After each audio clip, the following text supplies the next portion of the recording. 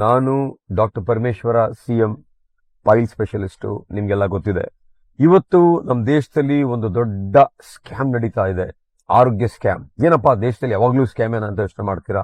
ಯಾವ ಸ್ಕ್ಯಾಮ್ ಇದು? ಪನ್ನೀರ್ ಸ್ಕ್ಯಾಮ್. ಇವತ್ತು ದೇಶದಲ್ಲಿ ಎಲ್ಲಾ ಕಡೆ ಸಣ್ಣ ಹೋಟ್ಲು, ದೊಡ್ಡ ಹೋಟ್ಲು, ಸ್ಟಾರ್ ಹೋಟೆಲ್ಗಳು ಎಲ್ಲಾ ಕಡೆ ಫೇಕ್ ಪನ್ನೀರ್ ಆಗ್ತಾ ಇದಾರೆ. ಆ ಫೇಕ್ ಪನ್ನೀರ್ನ ಕೆಮಿಕಲ್ಸ್ ಅಲ್ಲಿ ಮಾಡಿರ್ತಾರೆ, ಪಾಯ್ಸನಸ್ ಸಬ್ಸ್ಟಾನ್ಸಸ್, ಕ್ಯಾನ್ಸರ್ ಸಬ್ಸ್ಟಾನ್ಸಸ್ ಅಲ್ಲಿ ಮಾಡಿರ್ತಾರೆ. ಈ ಫೇಕ್ ಪನ್ನೀರ್ನ ಸ್ಟೋರ್ ಮಾಡಕ್ಕೆ ಫಾರ್ಮಲಿನ್ ಹಾಕ್ತಾರೆ. ಈ ಫೇಕ್ ಪನ್ನೀರ್ ತಿಂದಾಗ ನಮ್ಮ ಗಟ್ಟಲ್ಲಿರುವ ಒಳ್ಳೆ ಬ್ಯಾಕ್ಟೀರಿಯಾ ಸತ್ತೋಗುತ್ತೆ. ಆ ಕೆಟ್ಟ ಬ್ಯಾಕ್ಟೀರಿಯಾ ಏನ್ ಮಾಡುತ್ತೆ, ಈ ಫೇಕ್ ಪನ್ನೀರ್ನ ಆಲ್ಕೋಹಾಲ್ ಸೆಕ್ರೀಟ್ ಆಗುತ್ತೆ. ಈ ಬ್ಯಾಕ್ಟೀರಿಯಾ ಆಲ್ಕೋಹಾಲ್ ಸೆಕ್ರೀಟ್ ಆದಾಗ ಆ ಆಲ್ಕೋಹಾಲ್ ಡೈರೆಕ್ಟ್ ಆಗಿ ಲಿವರ್ಗೆ ಹೋಗುತ್ತೆ. ನೀವು ಕೇಳಿರ್ಬೋದು, ಯಾರು ನೋಡಿದ್ರು ನಂಗೆ ಫ್ಯಾಟಿ ಲಿವರ್ ಇದೆ, ಫ್ಯಾಟಿ ಲಿವರ್ ಇದೆ, ಫ್ಯಾಟಿ ಲಿವರ್ ಇದೆ.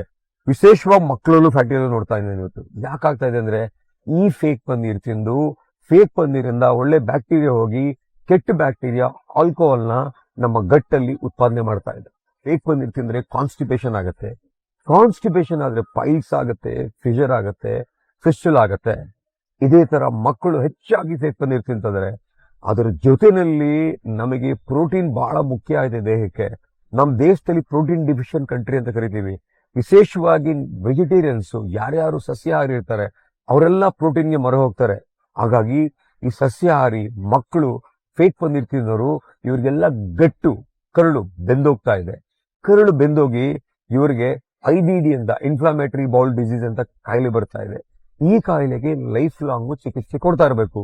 ಈ ಚಿಕಿತ್ಸೆ ಬಹಳ ದುಬಾರಿ.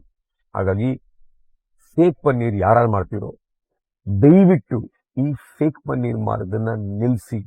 ರಸ್ತೆ ಬದಿ ವ್ಯಾಪಾರಿಗಳ, ನಾನು ನೀವು ವ್ಯಾಪಾರ ಮಾಡಬೇಡಿ ಅಂತ ಹೇಳಲ್ಲ, ದಯವಿಟ್ಟು ಒಳ್ಳೆ ಪನ್ನೀರ್ ತಗೊಂಡು ಒಳ್ಳೆ ಆಹಾರ ತಗೊಂಡು ಮಾಡ್ಕೊಡಿ. 10 ರೂಪಾಯಿ ಜಾಸ್ತಿ ಕೊಡಿ, ಜನ ಕೊಡ್ತಾರೆ. ಜನರು ಅಷ್ಟೇ, ಇವತ್ತು 10 ರೂಪಾಯಿ ಸೇವ್ ಮಾಡೋಕ್ಕೋಸ್ಕರ ನಾಳೆ ದಿನ ಲಕ್ಷಾಂತರ ರೂಪಾಯಿ ನೀವು ಆಸ್ಪತ್ರೆ ಕೊಡ್ತೀರಾ. ಇದರ ಜೊತೆನಲ್ಲಿ ಹೀಗೆ ಫೇಕ್ ಪನ್ನೀರ್ ತಿಂದ್ರೆ ಮಕ್ಕಳಿಗೆಲ್ಲ ಚಿಕ್ಕ ವಯಸ್ಸಲ್ಲೇ ಕ್ಯಾನ್ಸರ್ ಆಗ್ತಾ ಇದೆ. ಜಿನ್ಜಿ ಕ್ಯಾನ್ಸರ್ ಅಂತ ಎಲ್ಲ ಕಡೆ ನೋಡ್ತೋದಿ ನಾವು.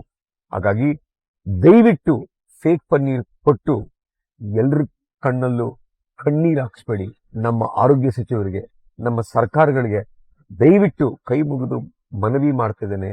ಈ ಫೇಕ್ ಪನ್ನೀರ್ಗೆ ದಾಳಿ ಮಾಡಿ, ಫೇಕ್ ಪನ್ನೀರ್ನ ಬಂದ್ ಮಾಡಿ, ಮಕ್ಕಳನ್ನ ಉಳಿಸಿ, ದೇಶನ ಉಳಿಸಿ.